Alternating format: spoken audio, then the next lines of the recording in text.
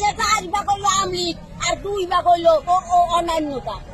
দল হইলো 2টা, বিএনপি আর আমলিগ, আর অন্যান্য হলো সামথিং সামথিং। মূল আমি এখান থেকে আসতেছি, তখন জিজ্ঞেস করছি আজকে কিসের খাবার এটা, তখন হুজুর বললো যে এটা আমলিগ মারা গেছে তার খাবার। আমি বললাম আমলিগ মারা গেছে বলছে কোন শালা? আমলিগ এই দেশটা স্বাধীন করছে, জন্ম দিয়েছে, তার সে তো আর মারা যাইতে পারে না। আমি প্রশ্ন রাখলাম, তোমরা পশ্চিম পাকিস্তানকে পশ্চিম বাংলাদেশ ঘোষণা দিয়া নেতা সাজো পল্টু মস্তানরা, তারপর তোমাদের নেতা মানবো, এর আগে না। এটা একজনে স্বাধীন কইরে গেছে, স্বাধীন করা জায়গায় হওয়া পাতে বেগুন দিও না। কিন্তু ওই যে ভাগটা হয় নাই, পাকিস্তানের পশ্চিম বাংলাদেশ ঘোষণা দিয়া ওইটা পশ্চিম বাংলাদেশ স্বাধীন করো, এরপর তোমরা নেতা সাজো, তোমাদের সাথে আছি। সবাই তো বলতেছে যে আওয়ামী লীগ নিষিদ্ধ করে দেওয়া হচ্ছে।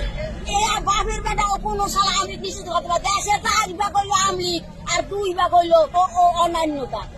দল হইলো 2টা, বিএনপি আর আমলিগ, আর অন্যান্য হলো সামথিং সামথিং। এখন এই যে 24-এর আন্দোলনে যে শেখ হাসিনা এতগুলো লোকজন মারছে, এই শেখ হাসিনা কখনোই মারে নাই। আমরা দাঁড়াই দেখছি, আমরা দেখছি সাধারণ পরিবেশে কারা মারছে, আমরা দেখছি টোকাইরা মারছে। ওইয়া কইও না, এই টোকাইরা অস্ত্র পাইলো কই? এই শেখ হাসিনা ব্যবস্থা নেয় নাই কেন এদের উপর? টোকাইরা অস্ত্র তো দেশে বিদেশিরা আমাকে দ্বারে তথ্য নিতে আসে, আইসা গোয়েন্দা তো দিরা বলে, ও চাষিরা জানো যে এই দেশটা আর্মি 15,000 কোটি টাকা ঘুষ দিয়ে আর্মিরা সঠিক পদক্ষেপ নেয়। শেখ হাসিনা একজন যদি দেশপ্রেমিক থাকে, সে শেখ হাসিনা ছিল, আর কেউ দেশপ্রেমিক নাই এই দেশে। তাইলে এই যে ইন্ডিয়া থেকে লোকজন আইসেছে, লোকজন মারলো, ইন্ডিয়া থেকে লোকজন আছে ভুয়া কথা।